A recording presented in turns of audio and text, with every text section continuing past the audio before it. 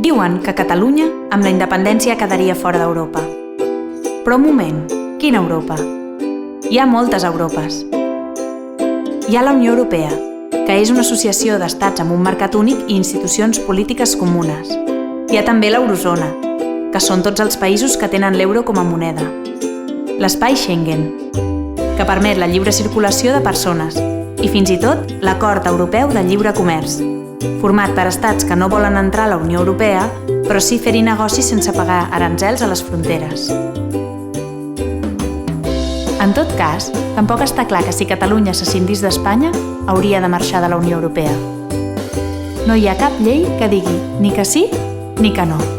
Però seria estrany que es retirés la ciutadania europea a milions de persones que ja la tenen. Encara que estar fora de la Unió Europea tampoc és un drama. Hi ha gent molt diferent que pensa que potser és millor estar fora. Per exemple, David Cameron, primer ministre britànic, i un altre David, el Fernández, diputat de la CUP. Però bé, imaginem que Catalunya decideix tenir el seu estat, l'expulsen de la Unió Europea i Espanya no accepta la seva readmissió.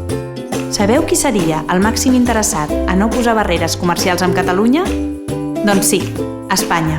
La major part de les seves mercaderies que van a Europa passen per l'eix mediterrani.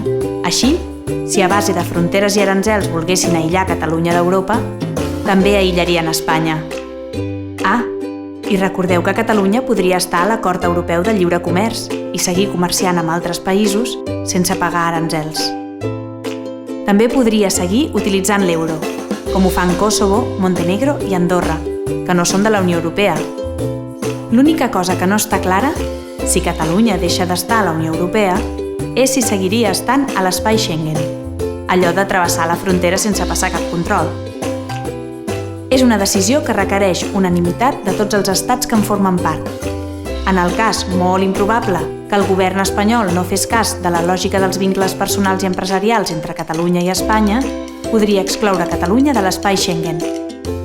Però no podria evitar que els catalans es moguessin lliurement per Europa, ja que mantindrien la nacionalitat espanyola tal com garanteix l'article 11.2 de la Constitució.